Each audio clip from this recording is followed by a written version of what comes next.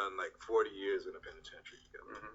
So, Mm-hmm. and you know, incarceration rates in America has been a problem, especially as opposed to minorities. And Roman delves into the issues around the legal system. Do you think we've made any headway in the I legal? think it's more important to make headway in our own house. By the time the system comes into play, the damage is done. They're not locking up 7-year-olds.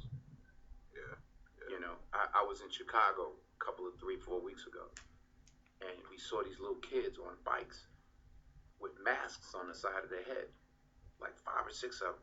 And the driver said, "Yeah, they're little yummies." I said, "Who?" He said, "Little yummies. Look up, Google little yummy." Little yummy was an 11-year-old murderer. Wow. And you look at his picture, you'll see the headshot of him. He's like this. And he got murdered at 11 by a 14-year-old. Wow. Who's doing life now, and a 16-year-old. That makes no sense. You blame the system? Where was his father? It starts in the house. It starts in the home. And yeah, well, my father got locked up. Well, where was his father? Yeah. You know, like I did talk about my 3 closest friends, and they did, 15 and 25. One did 28, this and that. I was the only one of the 3 that had a father in my life, even though my parents were together.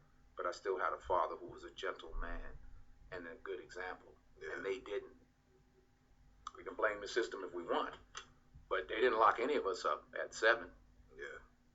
We were all doing enough to get locked up at 13. My parents sent me in another direction. They didn't have anybody to help them, and they kept doing what they was doing, and the system got them. So I don't. The system is rigged, but why? All the more reason not to help it. Speaking of fatherhood, Olivia, Malcolm,